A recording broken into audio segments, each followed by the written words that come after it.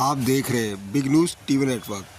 नमस्कार, मैं हूं सुनील सुरारकर और आप देख रहे हैं बिग न्यूज टीवी नेटवर्क पर। बिग न्यूज गुजरात में वार्ड नंबर 48 में आया हूं। इस तरह से कहीं ना कहीं लोगों को परिवर्तन चाहिए। परिवर्तन के लिए कहीं ना कहीं लोगों को टीवी देखना जरूरी होता है, मगर टीवी निशान लेके बटन नंबर 12 क्लिक के सक्रिय लोग हैं यहाँ पर।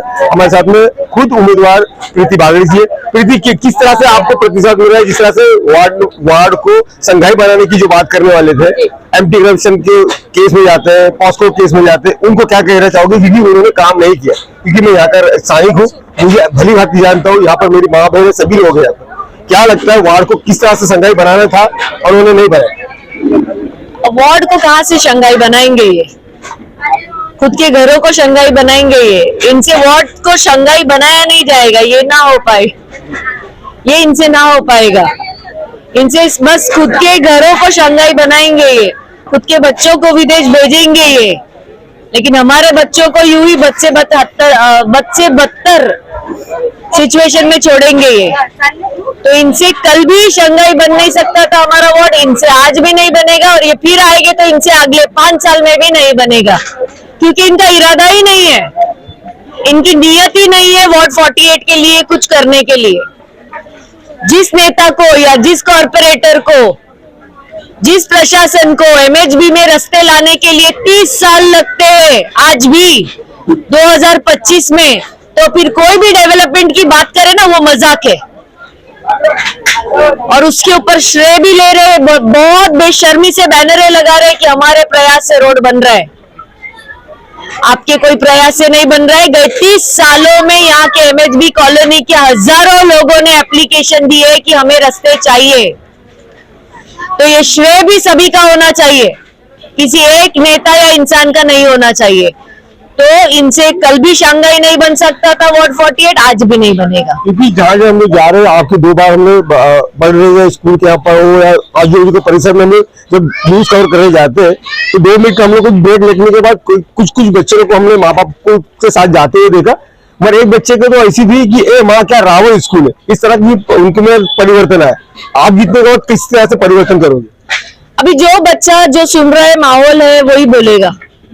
करेक्ट। जैसे मैंने पहले भी भाषण में कहा है कि ज्यादा से ज्यादा हम एजुकेशन पे फोकस करेंगे, नई स्कूल बना के सरकारी फंड बर्बाद नहीं करेंगे, जो स्कूल है उसको आधुनिक बनाएंगे, उन स्कूलों में बच्चों को शिक्षा दी जाएगी, टीचर्स को, जो टीचर्स काम पे नहीं आती है उसके ऊपर कड़क कार्रवाई की जाएगी, जो बच्चों के टिफिन के पैसे खा रहे हैं उनके ऊपर कार्रवाई की जाएगी, और सब जो टीचर्स बच्चों की एजुकेशन या जिंदगियों के साथ खेल रहे हैं, हम कोशिश करेंगे कि उसको निलंबित कर दिया जाए, क्योंकि हमारे बच्चों को ऐसी टीचर्स की जरूरत नहीं है।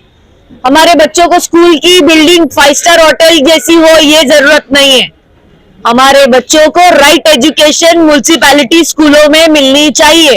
तो हम कोशिश करेंगे कि बच्चों के एजुकेशन का स्तर बढ़ाएंगे, वार्ड को सुंदर बनाएंगे, बच्चे ऑटोमेटिकली सही रास्ते पे जाएंगे। अभी फिलहाल बच्चों के पास करने कुछ नहीं है, तो आपको पता है बच्चे क्या कर रहे हैं। इनको काम दो, इनको एजुकेशन दो, ये जो भटक गए हैं वो वापस सही रास्ते पे आ जाएंगे। दीदी, कहीं ना कहीं जो 9 से लेकर 10 बजे का टाइम रहता है, उस टाइम पे जितनी बड़ी पैमाने पे यहाँ पे महिलाएं थी, उनका प्रोग्राम और सीरियल देखने के इरादा रहता था। और टीवी देख रहे, किस तरह की टीवी देखना पसंद करोगे आने वाले टाइम में? मैं तो लोगों को सच ही दिखाऊंगी हमारे टीवी पे, ना कि मैनिपुलेटेड न्यूज दिखाऊंगी।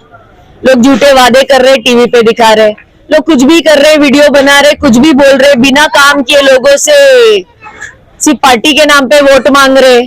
तो आजकल टीवी का माहौल बहुत खराब हो गया है। हम कोशिश करेंगे कि हम आ जाएंगे तो टीवी 20 साल 25 साल पहले जैसी बताएंगे कि दूरदर्शन में एकदम सटीक न्यूज लोगों के घरों तक पहुंचे। और भी कई से लोग हैं, उनसे बात करने की कोशिश करेंगे। क्या लगता है, एक नया चेहरा यहाँ पर वार्ड में आया है, किस तरह से परिवर्तन करना चाहोगे? जैसे कि प्रीति मैम से पहली बार मेरा मुलाकात नहीं है, तो आज कैंडिडेट बन के आई है सबके सामने, तो सबको वादे कर रही हैं। लेकिन इनसे जो पहले से मेरा मुलाकात हुआ था, किसी चीज को लेकर रिक्वेस्ट है, जैसे कि हम यहाँ पे बहुत सारे लोग हैं, जैसे कि मेरे कुछ मुसलमान भाई भी और हम हिंदू भी हैं, फंक्शन करते हैं यहाँ पे, सेलिब्रेशन करते हैं, हर चीज को मनाते हैं। कभी न कभी किसी चीज के बीच में कुछ होता था प्रॉब्लम, तो हमेशा पहुंचते थे जब ये कैंडिडेट नहीं थी। अगर सही समय था उस समय की, जब ये कैंडिडेट नहीं थे उस समय मैं गया, इनके पास सोल्यूशन मिला, हर चीजों का राय मशवरा उन्होंने किया, हर चीजों का सोल्यूशन दिया। उम्मीद यही है कि जब इंसान के पीछे कोई एक पहचान ना होने के बाद भी अगर वो इतने तरीके से मदद कर सकता है, रही बात जो डेवलपमेंट की, वो प्रैक्टिकली वो आने वाले 5 साल में यही कैंडिडेट कर सकता है, उसकी पूरी आशा हमें है और इसी को चीज देखते हुए हमने सपोर्ट करना चाहे और हम करते रहेंगे जब तक ये चीजें रहेंगी। आपके दोस्त लोग या आपके परिवार के, आप आजू के परिसर के लोगों को वोट देने के लिए किस तरह से आप माहौल बनाओगे, क्या कहना चाहोगे? कहने का मतलब क्या है कि अगर जब तक मैंने हेल्प की बात करूँ तो हेल्प मोरली होता है, सब बातों से हेल्प करते हैं, लेकिन कामों से हेल्प करने की बात थी। कभी एक टाइम था कि जब इनके पास में मेडिकल इमरजेंसी को लेकर कुछ बच्चे होते थे, कुछ फैमिली होती थी जिन्हें पैसे की जरूरत पड़ती थी, फंडिंग की जरूरत पड़ती थी, प्रीति मैम ने और मामा ने उस समय उस हद तक सपोर्ट किया जहां पे ना ही कुछ चेहरा है इनका, ना अभी तो कैंडिडेट है, उस समय तो कोई चेहरा भी नहीं था, सिर्फ एज ए सोशल वर्कर उन्होंने मेडिकल में हेल्प किया, फाइनेंशियली हेल्प किया। तो सही बात अगर ये देखने जाए, हमारे मंडल को बहुत हद तक सपोर्ट किया करके चीजों को सेलिब्रेट करने के लिए।